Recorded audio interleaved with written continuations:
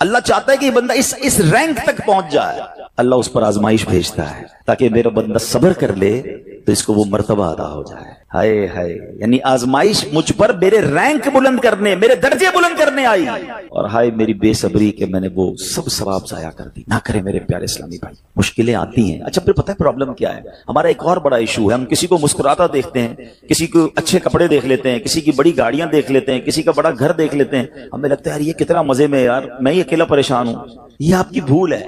ایک بات یاد رکھیے گا، زندگی کی گاڑی مسائل کے پہیوں پر ہی چلتی ہے۔ امیر کے مسئلے اور ہیں، غریب کے مسئلے اور ہیں۔ شہرت جس کو ملی ہے نا، اس کے پرابلمز اور ہیں، جو غیر معروف ہے اس کے پرابلم اور ہے۔ زمانے میں ہر کسی کو کچھ نہ کچھ ایشو ضرور ہے۔ یہ نہ سمجھے کہ یار یہ اتنا مسکرا رہا ہے، کیا پتہ اس مسکراہٹ کے پیچھے کتنے دکھ چھپائے بیٹھا ہے۔ آپ یقین کریں، بلیو کریں، ایسا نہیں ہے کہ سب لوگ 100% خوشحال ہیں، پرابلم سب کے ساتھ ہوتے ہیں۔ میں کیا بتاؤں آپ کو، ہمارے پاس تو لوگ دعائیں کروانے آتے ہیں نا، ایسی پرابلم بتاتے ہیں کہ پیروں سے زمین نکل جاتی ہے۔ بعض اوقات ہم اتنے بڑے گھر میں جاتے ہیں، اس کی گاڑیاں کروڑوں روپے کی کھڑی ہیں، ان سے ملاقات ہوئی، وہ کہتے ہیں حضرت آپ سے الگ سے دعا کروانی ہے۔ جب وہ بیچارہ اپنا مسئلہ بتاتا ہے نا، ہمیں لگتا ہے یار ہمارا تو غم ہی کچھ نہیں ہے، کتنی بڑی آزمائش سے گزر رہا ہے، کتنی بڑی پرابلم سے گزر رہا ہے۔ میں آج کی آپ کو مثال دیتا ہوں۔ ایک ہمارے بہت اچھے بھائی تھے، آج سے کچھ عرصہ پہلے انہوں نے ہمیں ایک ماشاءاللہ پراپرٹی دعوت اسلامی کے لیے بچیوں کے مدرسے کے لیے دی، اور اس کے چند دنوں بعد ان کا وصال ہو گیا۔ ان کو بیچاروں کو کینسر تھا۔ میں ان کے گھر پہ دعا کرنے گیا، ان کے بیٹے نے مجھ سے جب گلے لگانا تو بیٹا رونے لگا۔ اچھا میں سمجھا کہ بیچارہ اپنے والد کو یاد کر کے رو رہا ہے، ظاہر ہے 16 دن پہلے انتقال ہوا۔ اندر گئے، دعا کی، اس کے بعد میرے کان میں کہتا کہ عبدالرحیم بھائی اس وقت میری زوجہ ہاسپٹل میں ہے۔ میں نے کہا کیا ہو گیا؟ کہ میری وائف کو بلڈ کینسر ہو گیا ہے۔ والد کا کینسر میں انتقال ہوا ہے۔ اللہ نے بڑا نوازا ہے ان کو، جیولرز ہیں، لیکن میں یقین کریں، میں آپ کو سچ بتا رہا ہوں، میں گاڑی میں بیٹھ کے میں بھی رونے لگا، کیونکہ وہ بندہ جب مجھے چھوڑنے آیا نا پھر میرے گلے لگ کے رو رہا تھا۔ میں سوچنے لگا یار کتنا دکھ ہے لوگوں کو، اللہ نے کتنی بڑی ہم پر مہربانیاں کی ہیں۔ اگر مجھے کوئی بڑی بیماری نہیں ہے، میرے بچے میرے ساتھ ہیں، میری فیملی میرے ساتھ ہے، نہیں چاہیے یار دنیا کے سارے اللہ تللے نہ ملے اتنی ساری لگژریز، صحت سے بڑھ کے کچھ نہیں ہے، مگر ہمیں اس کی قدر ہی نہیں ہے، ہمیں اس کی کوئی اہمیت کا اندازہ ہی نہیں۔ پوچھو ان سے، کروڑوں روپے ہیں مگر علاج نہیں ہو پا رہا، ڈاکٹر بعض اوقات مایوس کر دیتے ہیں۔ کتنا تکلیف میں ہیں لوگ، اور ہم ہیں کہ چھوٹی چھوٹی باتوں پر بے صبری۔ صبر تو کریں، اللہ کی رضا پر راضی تو رہیں۔ میں نے آپ کو خاندان نبوت کا واقعہ سنایا، ارے کھانے کو کچھ نہیں ہے، کاش یہ بات ہمیں سمجھ آ جائے اور ہم ہر حال میں اللہ کا شکر ادا کرنے والے بن جائیں۔ اور ایک اور میں آپ کو بات بتاؤں، ہم جو دنیا والوں کو بتاتے ہیں نا، ہوتا کچھ نہیں ہے اس سے، مت بتایا کرو دنیا والوں کو، صحیح بتاتا ہوں، مت بتایا کرو، اپنے غم مت بتایا کرو، ثواب بھی چلا جاتا ہے۔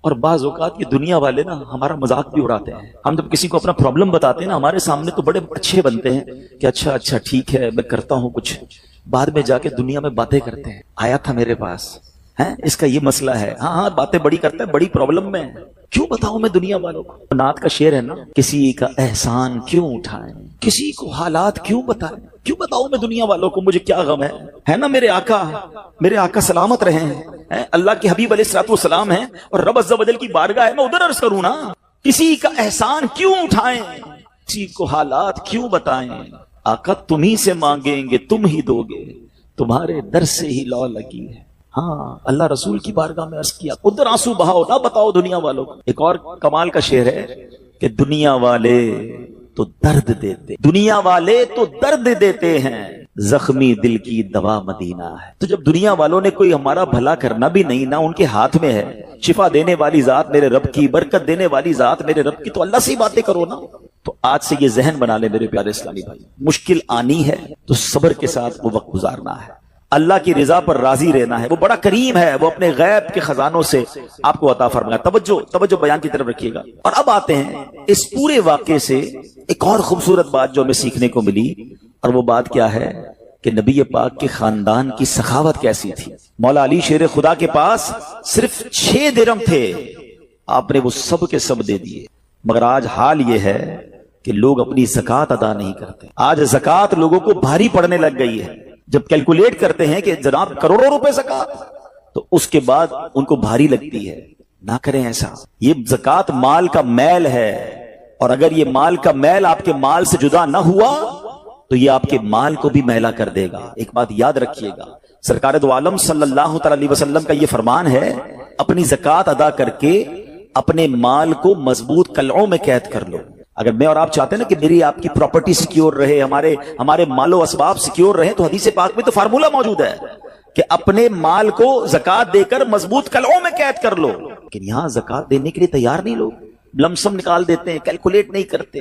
یاد رکھیے یہ مال ہی عذاب بن جائے گا اگر آپ زکات پوری ادا نہیں کرتے۔ اگر ہمارے پاکستان میں سارے سرمایہ دار کچھ نہ کریں، اپنی زکات پوری ادا کر دیں، سارے زمیندار اپنی زکات پوری ادا کر دیں، آپ اپنی آنکھوں سے دیکھیں گے کہ غربت کتنی جلدی ختم ہوتی چلی جا رہی ہے۔ میں نے ایک بار کیلکولیشن کی، ذرا سنیے گا۔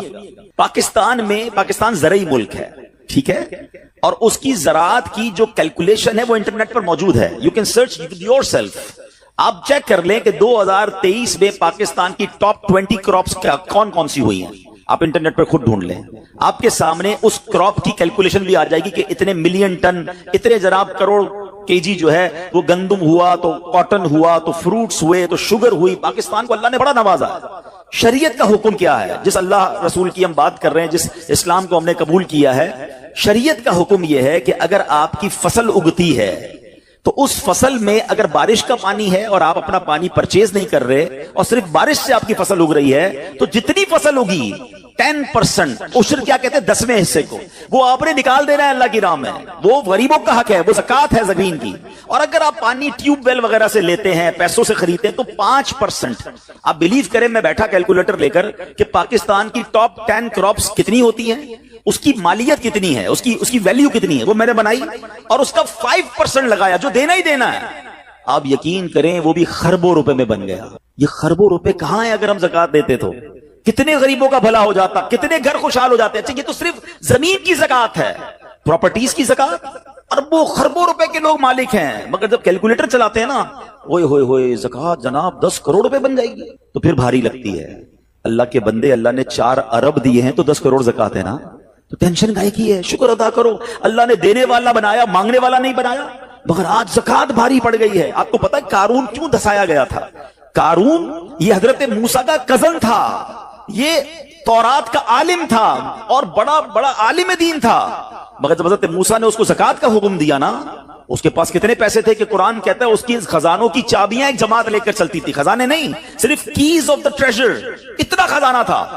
مگر کیا ہوا یہ کہ جب حضرت موسیٰ نے اس کو کہا، اس زمانے پتہ زکات کتنی تھی؟ ابھی تو 100 پہ 2.5 ہے نا، 1000 پہ 1۔ آپ نے فرمایا ہر 1000 پر 1 تم نے زکات دینی ہے۔ اس نے کیلکولیٹ کیا تو بہت بنتے تھے۔ حضرت موسیٰ کے خلاف ہو گیا، زکات کا انکار کیا، اپنے خزانوں کے ساتھ زمین میں دھسا دیا گیا۔ پلیز خدا کے واسطے اس آواز کو سب مل کر آگے بڑھائیں۔ میں تو یہ سمجھتا ہوں جس طرح ہم نماز کی بات کرتے ہیں کہ نماز پڑھو، زکات دیں، بے شک کسی کو بھی دیں، جو حقدار ہے اس کو دیں، مگر زکات پوری دیں۔ پاکستان خوشحال ہو جائے گا، غریبوں کا بھلا ہو جائے گا۔ لیکن زکات جس کی ہزاروں لاکھوں میں ہے شاید وہ نکال دیتا ہے، مگر جب زکات کروڑوں میں ہو رہی ہے تو لوگوں کے دلوں پر بوجھ بنتی جا رہی ہے۔ اس کو بوجھ نہ بننے دینا۔ میں ایک دعا کرتا ہوں آج، اگر آپ کو لگے تو آپ بھی آمین کہہ دینا۔ اپنے لیے تو میں کئی بار یہ دعا کرتا ہوں کہ یا اللہ مجھے وہ مال نہ دینا جس کی زکات مجھ پر بھاری ہو جائے۔ اہو آمین۔ یا اللہ وہ مال دینا کہ میں خوش دلی سے تیری راہ میں زکات دوں۔ اچھا یہ بھی بڑا ایشو ہے، پیسے نکلتے ہیں تو بھاری بڑے پڑتے ہیں۔ اللہ فرماتا ہے تم اس وقت تک بھلائی کو نہیں پہنچ سکتے جب تک اپنی پیاری چیز راہ خدا میں خرچ نہ کرو۔ آپ بہترین خرچ کرو نا، اللہ آپ کو اس سے زیادہ عطا فرمائے گا۔ اچھا جب بھی کیلکولیٹر، دیکھیں کچھ چیزیں کیلکولیٹر سے کیلکولیٹ ہوتی ہیں، مگر اللہ کی راہ میں جو خرچ کرنے والا معاملہ ہے نا، وہ رحمت کے کیلکولیٹر سے کیلکولیٹ ہوتا ہے۔ وہ میرے اور آپ کے کیلکولیٹر سے کیلکولیٹ نہیں ہوگا۔ آپ حساب کریں گے کہ یار مولانا صاحب کہہ رہے ہیں اللہ کی راہ میں خرچ کرنے سے مال کم نہیں ہوتا، کروڑ روپے ہیں 2.5 لاکھ زکات دوں گا تو 97.5 بچ گئے، یہ تو کم ہو گئے۔ آپ اس کو کہیں نوٹ کر لیجئے، اگلے سال آپ کروڑ روپے کی زکات نہیں دے رہے ہوں گے، آپ اس سے زیادہ کی زکات دے رہے ہوں گے۔ یہ کیسے؟ جو بھی زکات دیتا ہے آپ اس کو پوچھ لیجئے، ہر سال اس کی زکات بڑھتی ہے۔ کیوں بڑھتی ہے بھائی؟ زکات تو کم ہو، پیسے کم ہونے چاہیے تھے۔ نہیں جناب، یہ میرے نبی علیہ الصلوۃ والسلام کا وعدہ ہے۔ ویسے تو میرے آقا جو فرمائے حق ہے، مگر اس حدیث میں اللہ کے رسول علیہ الصلوۃ والسلام نے قسم اٹھائی۔ آپ فرماتے ہیں میں قسم کھا کر کہتا ہوں اللہ کی راہ میں خرچ کرنے سے مال کم نہیں ہوتا۔ پھر تو لاک کر دو نا، پھر تو سمجھ جاؤ کہ جب نبی پاک قسم اٹھا کر فرما رہے ہیں۔ اچھا پھر آپ سب کو دیکھ لیں، جو بانٹ رہا ہے نا ہم ہر سال اس کا بڑھتے ہوئے دیکھ رہے ہیں، کم نہیں ہوتا۔ یہ بے وقوفی ہے جو یہ سوچتا ہے کہ یار دے دوں گا تو کم ہو جائے گا، نہیں۔ اور پھر میں آخری بات کر دوں اپنے بیان میں، جو ایک اور ایشو جو بہت بڑا ہم دیکھتے ہیں، ایک تو زکات پوری دینی ہے اور انجوائے کر کے دینی ہے، خوش دلی سے دینی ہے، مزے لے کر دینی۔ یہ نہیں کہ دل پر بوجھ، یار کیا کروں 1 سال ہو گیا اب تو زکات دینی پڑے گی، نہیں، یہ نہیں۔ دو اور انجوائے کرو، اللہ کی راہ میں خوش دلی سے دو۔ ایک واقعہ سن لیں، بات اور کلیریفائی ہو جائے گی. حضرت ابو جعفر اپنے زمانے کے بڑے ابدال ہیں. ان کے گھر میں ایک فقیر آیا تو انہوں نے اپنی زوجہ کو کہا کہ اپنے پاس کیا ہے دینے کے لیے؟ کہ حضور صرف 4 انڈے ہیں گھر میں، نتھنگ ایلس، 4 eggs only. کہا یہ چاروں ہی دے دو. ایمان اور عقیدہ اور بلیف دیکھیں، چاروں دے دو. چاروں دے دیے. تھوڑی دیر بعد دروازے پر دستک ہوئی. دیکھا تو ایک بندہ ٹوکری لے کر آیا. کہا کیا ہے؟ بیگم سے پوچھا. کہا آپ کے دوست نے انڈے بھجوائے ہیں. کہا کتنے آئے ہیں؟ کہا صاحب ذرا سنیے گا، کتنے آئے ہیں؟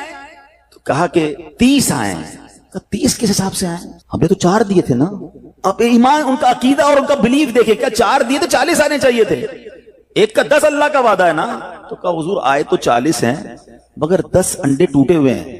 تو آپ نے اپنی زوجہ سے پوچھا کہ سچ بتاؤ جو تم نے 4 دیے تھے اس کی کنڈیشن کیا تھی؟ کہا حضور بات یہ جب میں نے 4 دیے تھے نا اس میں بھی 3 ثابت تھے، ایک ٹوٹا ہوا ہی تھا. یہ فارمولا آج یاد کر لو.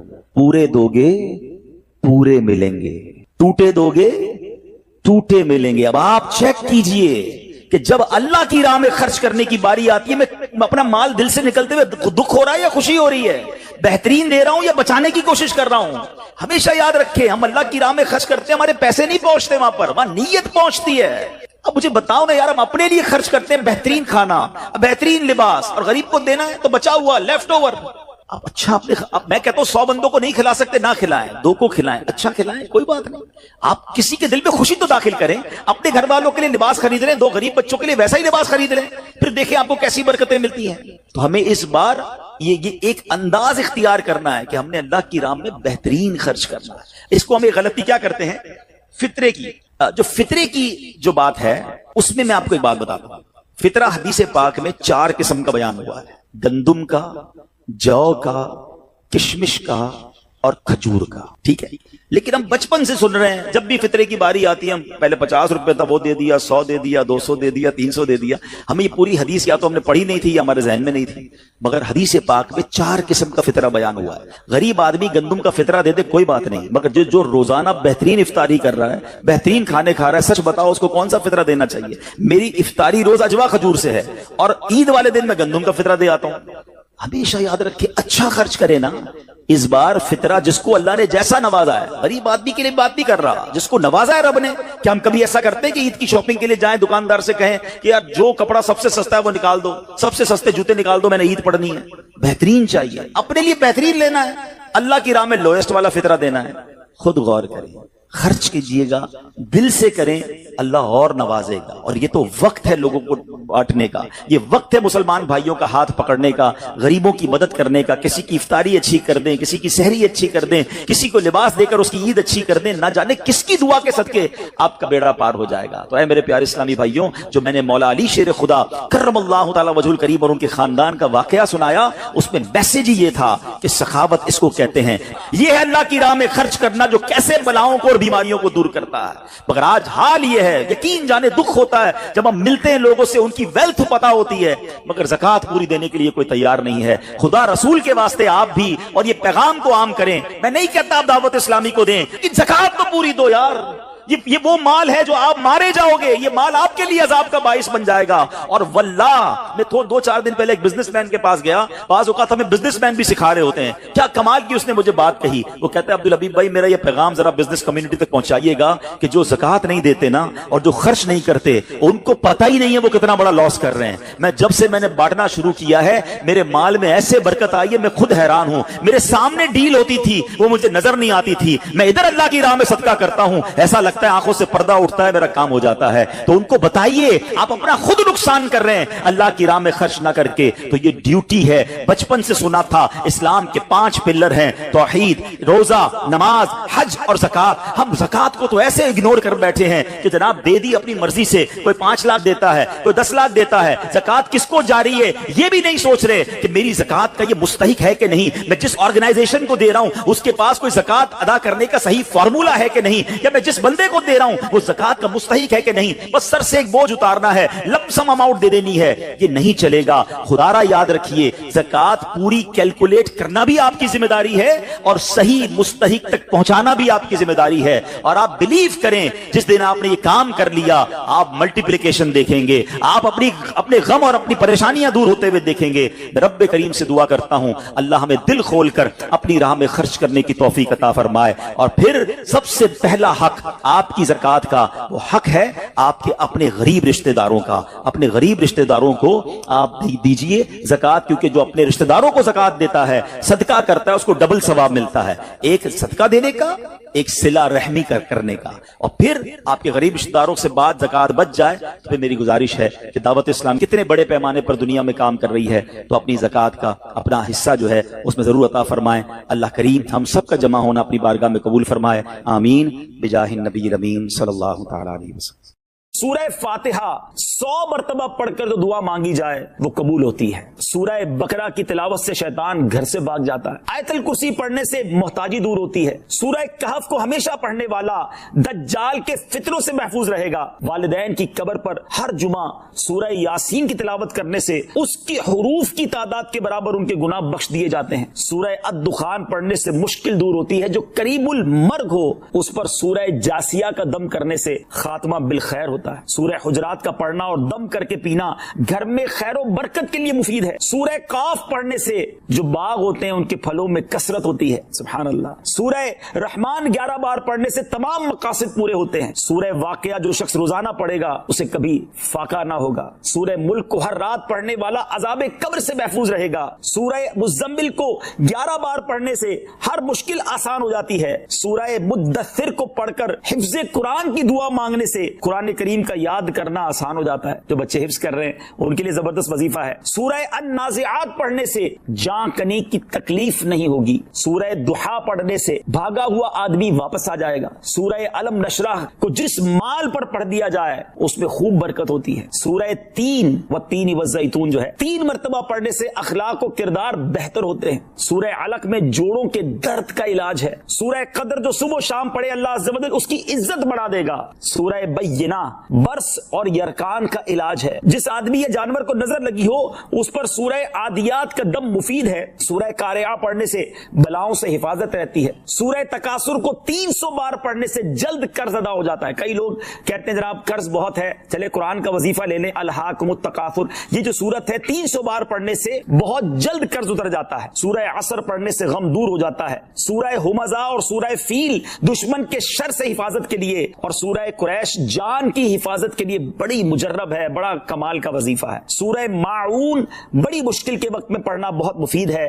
سورہ کوثر کی تلاوت سے بے اولاد صاحب اولاد ہو جاتا ہے. کئی بے اولاد بھی وظائف مانگ رہے ہوتے ہیں. سورہ کافرون 1/4 قرآن کے برابر ہے. سورہ زلزال نصف قرآن کے برابر ہے. سورہ اخلاص 1/3 قرآن کے برابر ہے. اور سورہ فلق اور سورہ ناس سے جن اور شیطان اور حاسدوں کے شر سے حفاظت رہتی ہے. پھر کیوں نہ ہم قرآن سے دوستی کر لیں, کیوں نہ قرآن کو اپنا ورد بنا لیں. استغفار جہاں گناہوں کی معافی ہے نا وہاں یہ بہت سارے مسائل کے حل کی کنجی بھی ہے. آپ اگر پرابلم میں ہیں, روزی کے مسائل ہیں, اولاد نہیں ہو رہی ہے یا کوئی بھی پرابلم ہے, ایک بات کیا سنیے. امام حسن بصری رحمۃ اللہ تعالی بہت بڑے بزرگ ہیں. ایک شخص آیا آ کر کہتا حضور قحط کی پوزیشن آ گئی ہے, بارش نہیں ہو رہی, دعا فرمائیں کہ وظیفہ عطا فرمائیں. آپ نے فرمایا استغفار کرو. وہ چلا گیا. اچھا ایک بزرگ بیٹھے تھے ان کے پاس حضرت ربیع بن صبیح رحمۃ اللہ, وہ دیکھ رہے تھے. دوسرا بندہ آیا کہتا حضور تنگ دستی ہے, کاروبار میں ڈاؤن ہے, رزق میں تنگی ہے. آپ نے فرمایا استغفار کرو. پھر تیسرا شخص آیا کہتا حضور اولاد نہیں ہو رہی ہے, حصول اولاد کے لیے وظیفہ لینا ہے. فرمایا استغفار کرو. چوتھا بندہ آیا وہ کہتا ہے کہ حضور میرے باغ میں فصلوں میں پیداوار کی کمی ہے. فرمایا استغفار کرو. حضرت ربیع بن صبیح کہتے ہیں حضور پہلا بندہ الگ پرابلم لے کر آیا, دوسرا الگ, تیسرا الگ, چوتھا الگ, چاروں کو ایک ہی وظیفہ استغفار استغفار. آئے ہائے بڑوں کی بڑی باتیں ہیں. قرآن میں بھی پڑھتا ہوں, قرآن آپ بھی پڑھتے ہیں, مگر دیکھو اللہ والے کیسے پڑھتے ہیں. کیا خوبصورت جواب دیا آپ نے. آپ فرماتے ہیں سورہ نوح پارہ 29 آیت نمبر 10 سے 12 کی آپ نے تلاوت فرمائی. اب ذرا قرآن سنیے گا. بسم اللہ الرحمن الرحیم استغفروا ربکم انہو کان غفارا یرسل السماء علیکم مدرارا ویمددکم باموال وبنین ویجعل لکم جنات ویجعل لکم انہارا. سبحان اللہ. ذرا سنیے گا, اپنے رب سے معافی مانگو. استغفروا ربکم انہو کان غفارا, بے شک وہ بڑا معاف کرنے والا ہے. اب دے گا عطا, کیا فرمائے گا؟ یرسل السماء علیکم مدرارا, وہ تم پر موسلا دھار بارش بھیجے گا. وَيُمْدِدْكُمْ بِأَمْوَالٍ وَبَنِينَ وَيَجْعَلْ لَكُمْ جَنَّاتٍ وَيَجْعَلْ لَكُمْ أَنْهَارًا. فرمایا اور مالوں اور بیٹوں سے تمہاری مدد فرمائے گا, اور تمہارے لیے باغات بنا دے گا, اور تمہارے لیے نہریں بنائے گا. باغات بھی بڑھ رہے ہیں, اولاد بھی عطا ہو رہی ہے, مال بھی بڑھ رہا ہے, بارش بھی ہو رہی ہے. کس چیز سے؟ استغفار سے. تو استغفار یہ آپ کے بہت سارے پرابلمز کا حل ہے, مسائل کا حل ہے. بس اپنی زبان استغفار سے تر رکھے. اچھا, پھر اس میں تھوڑی سی شرمندگی بھی ہو. ایسا نہیں کہ استغفار بھی ہو رہا ہے اور دماغ کہیں اور ہے, مسکرا بھی رہے ہیں, ہنس بھی رہے ہیں, اور استغفر اللہ, کسی سے معافی مانگتے ہوئے ہنستا ہے کیا بندہ؟ استغفر اللہ ربی من کل ذنب واتوب الیہ. یا اللہ میں اپنے سارے گناہوں سے تجھ سے معافی مانگ رہا ہوں. بہت سارے استغفار کے سیکھ ہیں. استغفر اللہ العظیم من کل ذنب عظیم. اے اللہ میں تجھ سے استغفار کرتا ہوں, وہ رب جو بہت عظیم ہے, اپنے سارے بڑے گناہوں سے میں استغفار کرتا ہوں. الگ سیغوں سے اللہ کی بارگاہ میں استغفار کریں. ہو سکے تو کبھی گناہ یاد آئیں تو آنسو بھی بہ رہے ہوں, مگر یہ استغفار اللہ کو بڑا پسند ہے. شمار فضائل و برکات ہیں. میرے آقا مدینے والے مصطفیٰ صلی اللہ تعالی علیہ وسلم کا فرمان ہے. آقا فرماتے ہیں کہ جو مجھ پر ایک بار درود پاک پڑھے, اللہ کریم اس پر اپنی 10 رحمتیں نازل فرماتا ہے. جس نے مجھ پر 10 بار درود پاک پڑھا, اللہ کریم اس پر اپنی 100 رحمتیں نازل فرماتا ہے. جس نے 10 بار درود پاک پڑھا, اللہ اس پر 100 رحمتیں نازل فرماتا ہے. ومن صلی علیہ مئۃ صلی اللہ علیہ الفا, جو 100 درود پاک پڑھے اللہ 1000 رحمتیں نازل فرماتا ہے. ایک درود پر 10 رحمتیں, 10 درود پر 100 رحمتیں, 100 درود پر 1000 رحمتیں, یعنی ہر درود پڑھتے جائیں اور 10 رحمتیں لوٹتے جائیں. یہ کتنی خوبصورت کیلکولیشن ہے. مگر اس حدیث کا جو اگلا حصہ ہے نا, وہ اور زیادہ خوبصورت ہے. میرے آقا فرماتے ومن صلی علیہ الفا, جس نے مجھ پر 1000 بار درود پاک پڑھا, اب اس کو کیا ملے گا؟ آقا فرماتے ہیں کہ اس کا کاندھا میرے کاندھے سے جنت کے دروازے پر چھو رہا ہوگا. زحمت کتفہ کتفی علی باب الجنہ, یعنی وہ جنت میں میرے ساتھ ایسے جائے گا کہ اس کا کاندھا میرے کاندھے سے چھو رہا ہوگا. گاؤں گوٹ کے لوگ تھے نا, زندگی بڑی اچھی تھی کہ جلدی سو جاتے تھے, جلدی اٹھ جاتے تھے, فضول کاموں میں اتنا ٹائم لگتا نہیں تھا. مگر اب گاؤں میں بھی موبائل فون آ گیا ہے, ادھر بھی انٹرنیٹ آ گیا, ادھر بھی ٹی وی آ گیا. اب یہاں کے لوگ بھی جناب راتے جاگنے لگے, یہاں کے لوگ بھی فضول کاموں میں ٹائم گزارنے لگے. ورنہ سچی بات یہ ہے کہ ان فضول کاموں سے بچ کر اللہ اور اس کے رسول کے ذکر بھی اپنا وقت گزاریں تو کتنی برکتیں مل جائیں گی. میں ایک چوٹ کرنے کے لیے ایک بات کرتا ہوں. اگر یہ اعلان ہو جائے کہ صحرائے تھر میں جو جتنے بار درود پڑھے گا اتنے 1000 روپے ملیں گے. ہاں دیکھو کتنا خوش ہو گئے. ایک درود پر 1000, 10 درود 10,000, لاکھ درود اوئے ہوئے اس کے تو پتہ نہیں کتنے لاکھ بن جائیں گے. تو اب ذرا سوچو, میں آپ سے پوچھتا ہوں, 1000 روپے پر درود پاک ملے تو شاید ہم تسبیح چھوڑے ہی نہ, ہم بولے اور کوئی کام ہی نہیں کرنا بھائی, روز ہزاروں درود پڑھو اور لاکھوں روپے کماؤ. لیکن میں آپ سے پوچھتا ہوں, دنیا کا 1000 روپے زیادہ ویلیو رکھتا ہے یا میرے رب کی 10 رحمتیں زیادہ ویلیو رکھتی ہیں؟ ایک رحمت کے آگے دنیا کی کوئی دولت کچھ نہیں ہے. 10 رحمتیں ہر درود پر. اچھا بہت سارے لوگ ہوں گے جو بیمار ہوں گے, قرضے میں ہوں گے, فیملی کا کوئی مسئلہ ہوگا, گھر بار کا مسئلہ ہوگا, علاج کا پرابلم ہوگا, قرضے کا مسئلہ ہوگا, فصل زمین کا کوئی مسئلہ ہوگا. آپ سوچو یار کہ اگر آپ درود پڑھتے رہیں, رحمتیں برستی رہیں, تو جس کے ساتھ اللہ کی رحمتیں ہوں گی اس کی مشکلیں حل کیوں نہ ہوں گی؟ تو آج سارے بھائی نیت کریں, یہ فضول کاموں میں عجیب عجیب بس گپ شپ میں ساری رات گزار دیتے ہیں. آپ زندگی میں اپنے ذکر و درود کو شامل کریں اور سمجھو اس اپنی زندگی کی اہمیت کو سمجھو. ہماری زندگی یہ ہوٹل پر بیٹھ کر ٹی وی دیکھنے کے لیے نہیں آئی ہے. ہماری زندگی یہ موبائل فون ہاتھ میں لے کے گھنٹوں ضائع کرنے کے لیے نہیں آئی ہے. ذرا مل کر کہیے سبحان اللہ, اب کہیے الحمدللہ, اب کہو اللہ اکبر. کتنی دیر لگی؟ 30 سیکنڈ بھی نہیں لگے. ٹھیک ہے, آپ نے سبحان اللہ, الحمدللہ, اللہ اکبر کہا. شاید یہ سب آپ نے 10 سیکنڈ میں بول لیا, مگر آپ کو پتا ہے آپ نے کیا کما لیا؟ پہلے یہ بتاؤ اپنی دنیاوی زندگی میں 30 سیکنڈ میں کیا کماتے ہو؟ कुछ भी नहीं, बातों बातों में निकल जाते हैं। लेकिन आओ मैं बताता हूं, मेरे नबी अलैहिस्सलाम के सच्चे वादे हैं। जो एक बार सुभान अल्लाह कहे उसके लिए जन्नत में दरख्त लगा दिया जाता है। सुभान अल्लाह कहें जन्नत में दरख्त लग जाता है, अल्हम्दुलिल्लाह कहें जन्नत में दरख्त लग जाता है, अल्लाह अकबर कहें जन्नत में दरख्त लग जाता है। तो क्यों नहीं सुबह शाम अल्लाह और उसके रसूल का जिक्र करके जन्नत में अपने दरख्त, अपने बागात लगवा लो, ताकि जब दुनिया से जाएंगे, मुझे एक बात बताओ, जिसकी जन्नत में दरख्त लगे होंगे उसको जन्नत में जाने भी तो दिया जाएगा ना। तो इंशाअल्लाह अल्लाह रसूल का जिक्र करो, जन्नत में दाखिला भी मिलेगा। अल्लाह मुझे और आपको फजूल कामों से बचकर खूब अपना और अपने हबीब अलैहिस्सलाम का जिक्र करने की तौफीक अता फरमाए। आइए मिलकर मोहब्बत के साथ बाआवाज़ बुलंद दुरूद पाक पढ़ लें। सल्लु अलल हबीब सल्लल्लाहु तआला अला मुहम्मद सल्लल्लाहु अलैहि वसल्लम। प्यारे प्यारे इस्लामी भाइयों, आज मैंने एक ऐसी बीमारी के बारे में आपको बताना है कि नॉर्मली हम अपनी जिस्मानी बीमारियों पर तो बड़ी बात करते हैं कि यार ब्लड प्रेशर नहीं होना चाहिए, शुगर नहीं होनी चाहिए, कोलेस्ट्रॉल नहीं होना चाहिए, फला मरज नहीं होना चाहिए। अच्छी बात है, अपनी सेहत का ख्याल रखना चाहिए। लेकिन कुछ बीमारियां वो हैं जो बढ़ जाएं तो जान ले लेती हैं, जैसे हमारी जिस्मानी बीमारियां हैं। लेकिन कुछ बीमारियां वो हैं जो बढ़ जाएं तो ईमान ले लेती हैं। अब बताओ कौन सी बीमारी ज्यादा खतरनाक हुई, जान लेने वाली या ईमान लेने वाली? जान तो वैसे ही जानी है, आज नहीं तो कल चले जाएंगे, हैं? दुनिया से तो जाना ही है ना। और अगर बीमारी के आलम में कोई जाता है और सब्र करके जाता है तो उसके गुनाह भी माफ हो जाते हैं। बीमारी तो गुनाह माफ करवाने आती है। जो वो वाली बीमारी जिसका मैं जिक्र कर रहा हूं, जो ईमान ले सकती है, उसको कहते हैं बातिनी बीमारियां, छुपी हुई बीमारियां। उनमें से एक दो बीमारियों का मैंने आज आपको जिक्र करना है। और अफसोस ये है कि ये वो बीमारी है जो कौन सा घर है, कौन सा माशरा है, कौन सा गांव, कौन सा शहर है जहां ये बीमारी नहीं है। और इस बीमारी ने हमारी मोहब्बतें खत्म कर दी हैं, हमारा प्यार खत्म कर दिया है, हमारा भाईचारा खत्म कर दिया है। ये कौन सी बीमारी है? अब जरा गौर से सुनिए, और ये बीमारी कितना बड़ा जुर्म है ये भी जरा समझिएगा। हजरत सय्यदुना इब्ने अब्बास रज़ियल्लाहु तआला अन्हु की खिदमत में कुछ लोग घबराहट के आलम में हाजिर हुए और अर्ज की कि हम हज की सादत पाने के लिए निकले थे, हमारे साथ एक आदमी भी था। जब हम ज़ातु सिफाह के मकाम पर पहुंचे तो वो बंदा इंतकाल कर गया। हमने इससे गुस्ल कफन का इंतजाम किया और फिर उसके लिए कब्र खोदी। अब जरा गौर कीजिएगा, कहां कौन से सफर में गया जा रहा है वो बंदा? हज के सफर में। और हज के सफर में उसका इंतकाल हुआ है। रिवायतों में आता है कि जो बंदा हज को जाए, उम्रे को जाए और रास्ते में मर जाए तो अल्लाह ताला कयामत तक उसे हज करने का सवाब अता फरमाता है, क्योंकि वो सफर में मरा है ना। इतनी बड़ी एक तरह से शहादत है। मगर इस बंदे का हाल देखो, कहते हैं हम उसको दफनाने के लिए जब कब्र खोदी तो देखते हैं कि वो पूरी कब्र काले सांपों से भर गई। हम घबरा गए, हमने जो है वो दूसरी कब्र खोदी, देखते ही देखते वो कब्र भी काले सांपों से भर गई। हम परेशान हो गए और हमने कहा हज़रत आपके पास आए हैं, बताइए माजरा क्या है?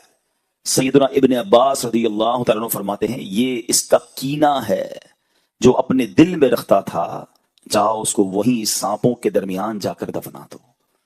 आप जरा गौर कीजिए प्यारे इस्लामी भाइयों के, हज का मुसाफिर है मगर कब्र में सांप आ गए। वजह कि उसके दिल में कीना था, मुसलमानों के लिए बुग़्ज़ था, लोगों के लिए बुरे ख्यालात थे।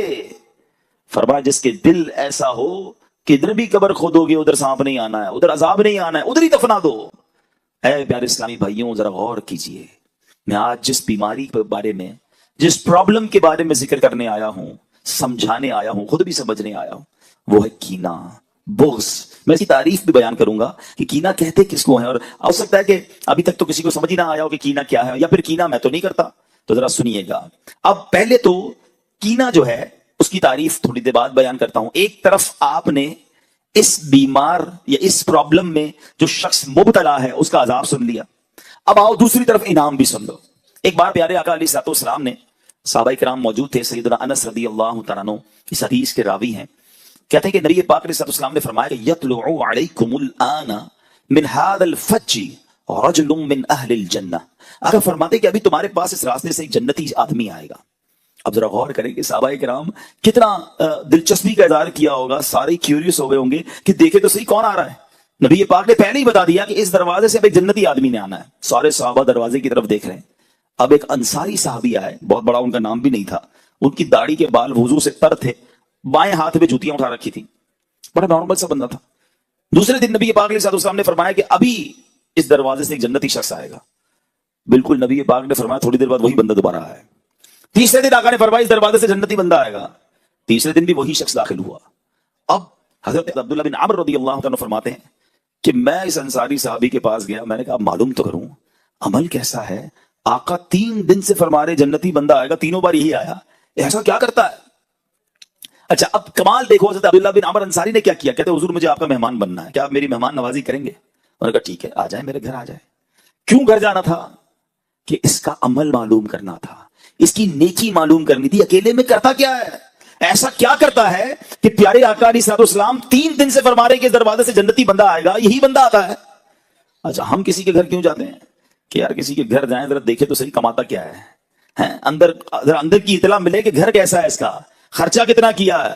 ہم کسی کے گھر نارملی کوئی بندہ کسی کا مہمان اس لیے بھی بنتا ہے کہ ذرا جاسوسی کرے, مگر صحابہ کا خیال دیکھو, ان کی صفائی دیکھو, دل کی نیتیں دیکھو, کیا اس لیے مہمان بننا تھا کہ دیکھوں تو صحیح نیکی کیا کرتا ہے, یہ کون سی نیکی ہے جو اس بندے کو جنتی بنا بیٹھی. کہتے میں 3 دن اور 3 راتیں اس بندے کے گھر میں رہا, میں نے کوئی خاص عمل نہیں دیکھا, نارمل وہی نماز, ہم بھی نماز پڑھتے تھے, وہ بھی نماز پڑھتے, وہ بھی جناب ذکر اللہ کرتے تھے, ہم بھی کرتے, کوئی ایکسٹرا آرڈنری کام تو میں نے نہیں دیکھا. 3 دن بعد میں واپس جانے لگا, میں نے کہا میں جا رہا ہوں. تو اس نے کہا کہ آپ آئے کیوں تھے؟ کہا میں تو اس لیے آیا تھا کہ آپ کا کوئی خاص عمل ہے جو میں دیکھوں کہ پتا چلے کہ 3 دن تک نبی پاک نے فرمایا کہ اس دروازے سے جنتی شخص آئے گا, تینوں بار آپ آئے, آپ کا کوئی ایسا ایکسٹرا کوئی خاص کوئی بڑا عمل تو مجھے نظر نہیں آ رہا. تو وہ صحابی پتہ کیا کہتے ہیں کہ میرا عمل تو وہی ہے جو آپ نے دیکھا, میں تو نارمل سا آدمی ہوں, مگر ایک بات ضرور ہے کہ میں اپنے دل میں کسی مسلمان کے لیے کینہ نہیں رکھتا ہوں, نہ ہی کسی مسلمان کو ملنے والی نعمت پر حسد کرتا ہوں. حضرت سیدنا عبداللہ رضی اللہ عنہ نے فرمایا یہی وہ وصف ہے جس نے آپ کو اس مقام پر پہنچا دیا ہے. اب دونوں باتیں یاد رکھیے, دل گندا تھا, کینہ تھا, بغض تھا, مسلمانوں کے لیے حسد تھا, برے خیالات تھے, تو حج پر جا رہا تھا مگر قبر میں سانپ آ گئے, اور دل صاف تھا, حالانکہ بظاہر کوئی بڑا عمل نہیں تھا, مگر نبی پاک 3 دن تک جسے جنت کی بشارت عطا فرما رہے تھے کہ وہی شخص تھا. اب ذرا آپ نے اپنے دل کو چیک کر لو, ہمارا دل صاف ہے, یہ دل بھرا ہوا ہے, کینے سے بھرا ہے, بغض سے بھرا ہے, نہ کسی کی ترقی اچھی لگتی ہے, نہ کسی کا آگے بڑھنا اچھا لگتا ہے, لوگوں کے بارے میں بڑے گندے برے خیالات دل میں ہیں, بدلہ لینے کی خواہش ہے, یہ ترقی کیوں کر رہا ہے مجھے پرابلم ہے, یہ آگے کیوں بڑھ رہا ہے مجھے مسئلہ ہے, بڑا زمیندار بن گیا, اتنا سا کاروبار تھا, اتنا بڑا کاروبار ہو گیا, ہمارے شہر میں کوئی پہچانتا نہیں تھا, پورے جناب تھر میں پورے سندھ میں لوگ پہچاننے لگ گئے اس کو, یہ تو بیرون ملک بھی چلا گیا. وہ ترقی کرتا ہے تو تمہیں پرابلم کیوں ہو رہی ہے؟ اپنے دل سے پوچھو. پھر کینہ کس چیز کا نام ہے؟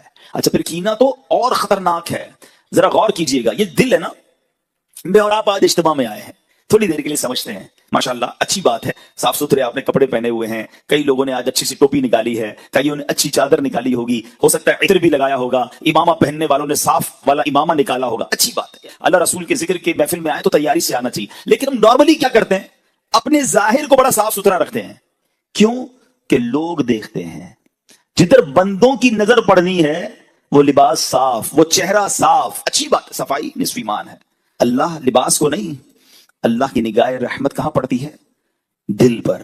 نبی پاک فرماتے ہیں ان اللہ لا ينظر الى صورکم واموالکم, اللہ تمہارے چہروں پر, تمہارے مالوں پر نظر نہیں فرماتا.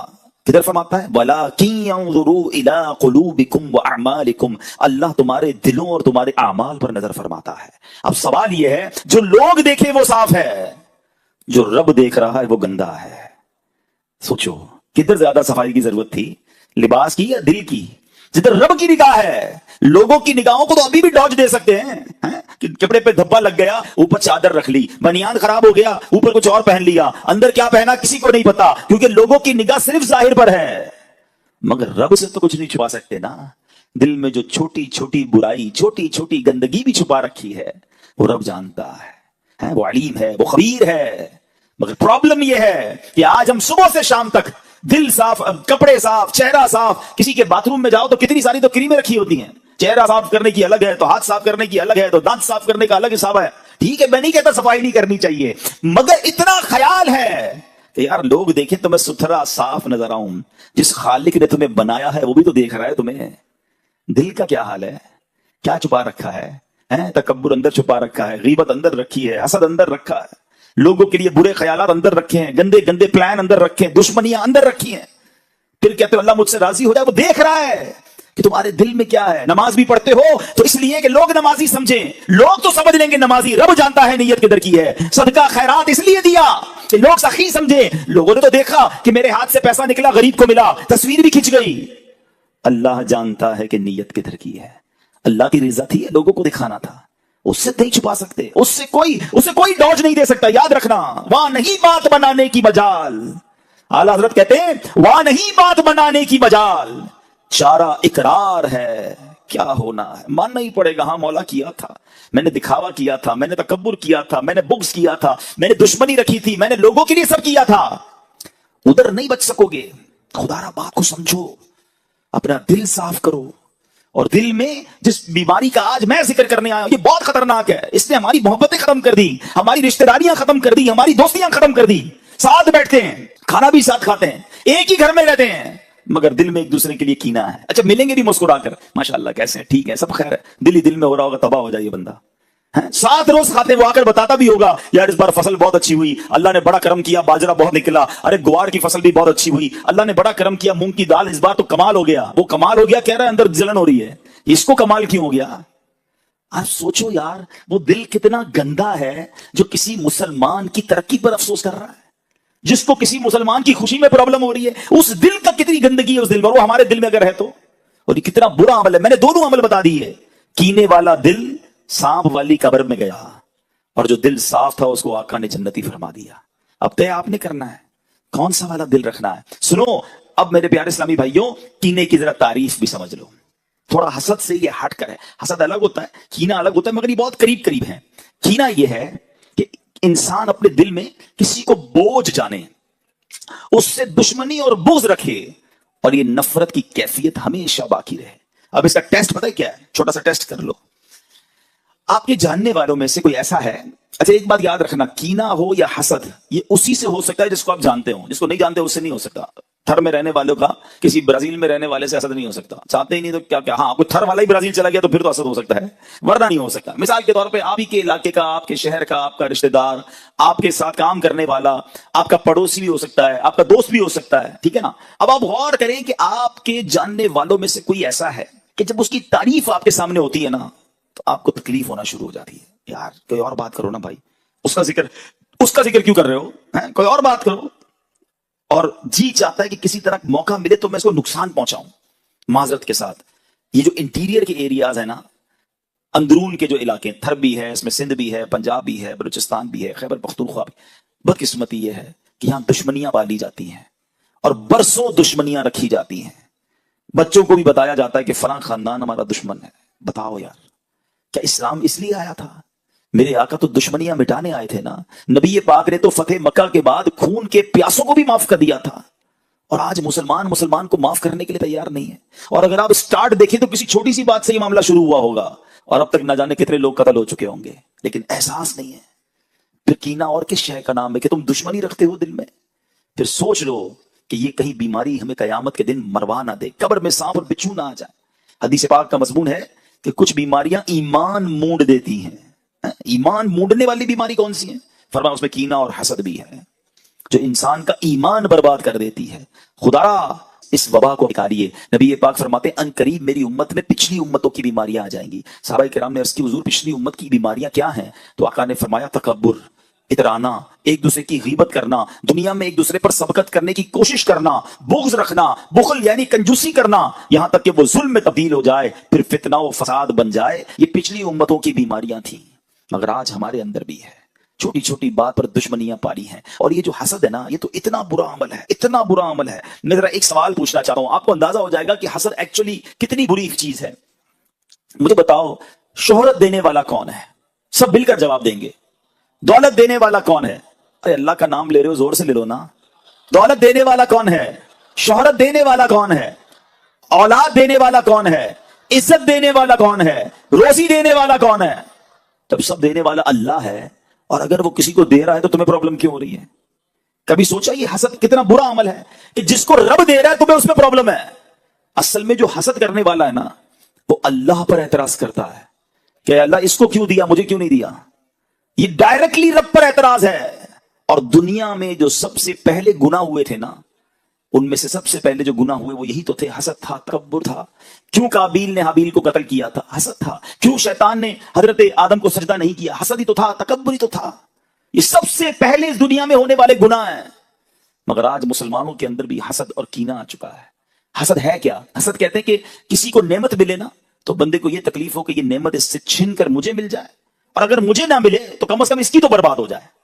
آپ سوچیں یہ کتنا برا عمل ہے، کتنا گندا ہے وہ شخص جو یہ سوچتا ہے کہ کسی مسلمان کو بربادی ہو جائے۔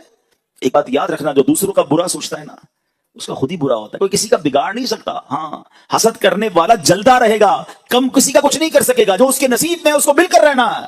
ساری دنیا مل کر کسی کو نیچے کرنے کی کوشش کرے نا، اور اللہ نے عزت رکھی ہے تو کوئی نیچے کر نہیں سکتا، اور ساری دنیا مل کر کسی کو اٹھانے کی کوشش کرے اور نصیب میں ذلت لکھی ہے تو کوئی اس کو بچا نہیں سکتا۔ وَتُعِزُّ مَن تَشَاءُ وَتُذِلُّ مَن تَشَاءُ بِيَدِكَ الْخَيْرُ۔ اللہ جسے چاہے عزت دے، جسے چاہے ذلیل فرمائے، وہ اس کی شان کے لائق ہے۔ ہم اور آپ کون ہوتے ہیں؟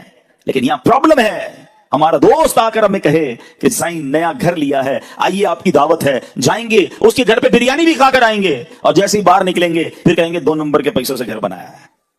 سوچئے کتنا برا دل ہے کہ تمہیں کسی کی خوشی میں پرابلم ہے۔ کوئی بندہ آ کر کہنا ہے نئی موٹر سائیکل لی ہے، اچھا ماشاءاللہ دکھاؤ تو صحیح، مٹھائی کب کھلاؤ گے؟ مٹھائی بھی کھا لیں گے، جیسے ہی جائے گا کہیں گے یہ چوری کے پیسوں سے لی ہے، سود کے پیسوں سے لی ہے۔ یعنی آپ سوچیں اللہ اسے دے رہا ہے، پرابلم تم کو، یہاں تک کہ کوئی حج اور عمرے پر چلا جائے تو اس کے پیچھے بھی بری بری باتیں کر رہے ہوتے ہیں۔ وہ اللہ کے گھر جا رہا ہے، وہ مغفرت لینے جا رہا ہے، اور تم غیبت کر کے، تم حسد کر کے، تم کینہ پال کر اپنے اندر حرام جمع کر رہے ہو۔ کیوں سوچتے ہو ایسا؟ حسد کی ایک بڑی جائز پیاری صورت بھی ہے، اس کو عربی میں کہتے ہیں غبطہ اور رشک۔ وہ کیا ہے کہ اگر کسی کو آپ دیکھتے ہیں کہ اللہ نے اس کو اچھا چہرہ دیا ہے، شہرت دی ہے، دولت دی، اب اللہ سے دعا کرو نا، یا اللہ اس کو دی ہے مجھے بھی دے دے، اس میں کوئی حرج نہیں ہے۔ ہمارا مائنڈ بہت تھوڑا سا ہے، ہمیں لگتا ہے اس کو موٹر سائیکل مل گئی، اس کو گاڑی مل گئی، اس کو شہرت مل گئی، مجھے کیا ملا؟ کچھ نہیں ملا، یا اللہ اس کا مجھے چھین کے مجھے دے دے۔ یہ تو وہ کہے کہ جس کو یہ ایمان ہو کہ اللہ کے پاس اتنا ہی تھا، اس کو دے دیا اب اللہ کے پاس ختم ہو گیا، معاذ اللہ، ایسا تو ہے نہیں۔ میرے رب کے خزانے تو بھرے ہوئے ہیں نا، اب اللہ سے کہا یا اللہ اس کو بھی اور دے، مجھے بھی دے دے، تیرے خزانوں میں کمی تھوڑی ہے، تو نے جب اس کو عزت دی ہے مجھے بھی دے دے، اس کو دولت دی ہے مجھے بھی، ایسا کرو نا۔ یہ کیوں سوچتے ہو کہ اس کا چھن کر مجھے مل جائے؟ چھن کے ملے گا نہیں، تم چلتے ہی رہو گے۔ حسد کرنے والا دنیا میں بھی جلتا ہے اور آخرت میں بھی جلتا رہے گا۔ ایک جملہ یاد کر لو آج، اور وہ جملہ یہ ہے، سب کا بھلا سب کی خیر، سب کے بھلے میں اپنی خیر۔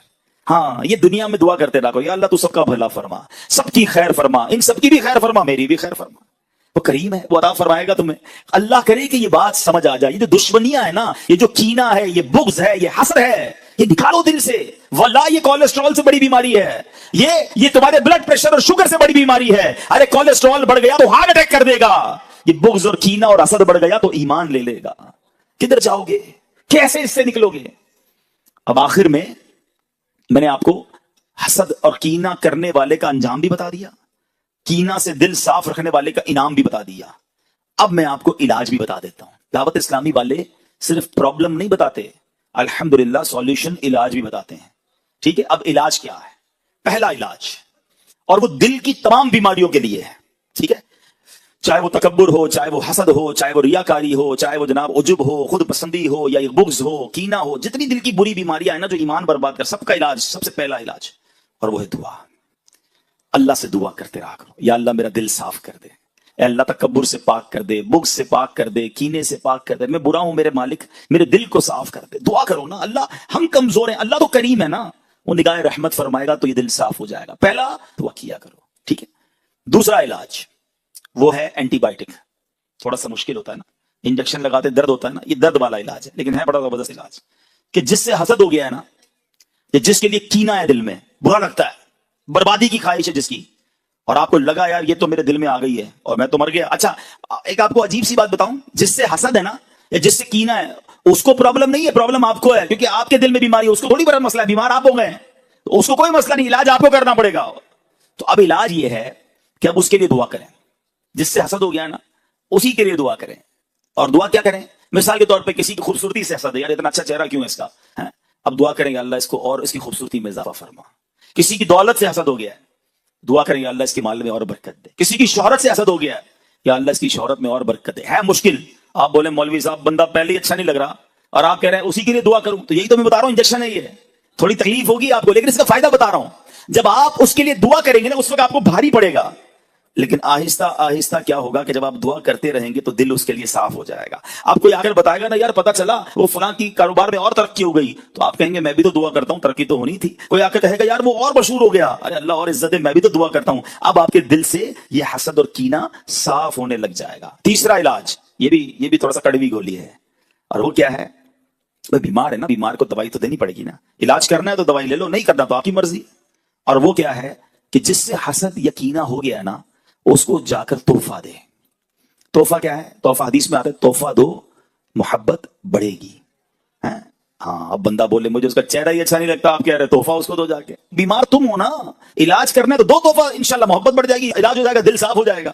हाँ, एक गड़बड़ मत करना कि जाकर तोहफा देते वक्त कहना भाई तुमसे हसद हो गया था, मौलाना साहब ने कहा तोहफा दो इसलिए तोहफा लेकर आए, और फड्डा हो जाएगा भाई। हाँ, बताना नहीं है, वैसे ही जाके तोहफा देना है। लेकिन समझाना ये चाह रहा हूं कि जिससे भी अगर दिल में ये प्रॉब्लम हो गई है तो उससे मेरा दिल साफ होना मेरे लिए जरूरी है, उसके लिए नहीं, वरना मैं मारा जाऊंगा, कहीं मेरा ईमान बर्बाद ना हो जाए। और आखिरी बात, ये जो हसद है ना, यकीना ये सुकून ले जाता है। कोई ऐसा मेरा भाई मौजूद है ना जिसको नींद ना आती हो, टेंशन रहती हो, तो चेक कर लो, तुम्हें लगता है किसी से हसद हो गया है, किसी का कीना, किसी का बुग़्ज़ दिल में पाल लिया है, क्योंकि उसी के बारे में सोचते रहते हो, वो आगे बढ़ रहा है, तुम्हें प्रॉब्लम हो रही है। अगर आप पुरसुकून रहना चाहते हो ना, अच्छी मीठी नींद सोना चाहते हो, तो जो मैंने एक जुमला सिखाया है ना, सबका भला सबकी खैर, सबके भले में अपनी खैर, खुश हुआ करो। लोग कोई कहे ना यार पता चला वो तरक्की कर रहा है, अच्छा माशाल्लाह, या अल्लाह इसे और तरक्की दे, अरे यार उसकी फसल इस बार और बढ़ गई, मेरे मौला इसकी फसल में और तरक्की दे, आई साहब वो फला बंदा उम्रे पे हज पे जा रहा है, या अल्लाह इसको बार बार भेज, वो बड़ा मशहूर हो गया है, अल्लाह इसकी इज्जत में और बरकत। मुझे क्यों प्रॉब्लम हो रही है? मैं खुश रहूं ना, मुसलमान की खुशी में खुश रहो, अल्लाह तुम्हें भी खुश कर देगा। कितना अजीब दिल है उस बंदे का जो मुसलमान तरक्की कर रहा है, उसको टेंशन हो रही है। अगर सुकून की नींद सोना चाहते हो ना, टेंशन फ्री लाइफ गुजारना चाहते हो, तो लोगों का बुग़्ज़, हसद और कीना दिल से निकालो। कभी किसी का बुरा ना चाहें, आप चाहकर भी किसी का बुरा नहीं कर सकते, क्योंकि जिसे रब ने नवाजना है उसे कौन रोक सकता है। तो अल्लाह करे आज के इस बयान में ये एक बातिनी बीमारी, एक या दो बातिनी बीमारियों के बारे में मैंने बयान किया, वरना सच्ची बात पता क्या है, इल्म सीखना बहुत जरूरी है। हमें शायद जिस्मानी बहुत सारी बीमारियों के बारे में पता है, मगर ये जो दिल की बातिनी बीमारियां हैं ना, जो ईमान बर्बाद कर देती हैं, उनके बारे में जानना बहुत जरूरी है। तकब्बुर हर दूसरे आदमी के अंदर नजर आता है, वो क्या है, उसकी तारीफ क्या है, उससे बचा कैसे जा सकता है, रियाकारी किसको कहते हैं, खुद पसंदी किसे कहते हैं, तो ऐसी बहुत सारी बीमारियां हैं। तो मैं गुजारिश करूंगा कि दावत इस्लामी के इज्तिमात में आते रहें, हमारे मकतबतुल मदीना की किताबें खरीद कर पढ़ें, ताकि पता चले कि ये बीमारियां क्या हैं। एक किताब का नाम भी बता देता हूं, उस किताब का नाम ही यही है, बातिनी बीमारियों के बारे में मालूमात। एक ही किताब में बहुत सारी बातिनी बीमारियां डिटेल के साथ लिखी हैं। खुदारा पढ़िए, एक दूसरे को ये तोहफे में दीजिए, किताबों का तोहफा देने का रिवाज डालें, ताकि इल्म फैले। किसी को किताब देंगे, वो खुद पढ़ेगा तो भी आपको सवाब मिलेगा, वो किसी और को देगा फिर भी आपको सवाब मिलेगा। तो हमारे तोहफे भी ऐसे होने चाहिए जो सदका जारिया वाले, या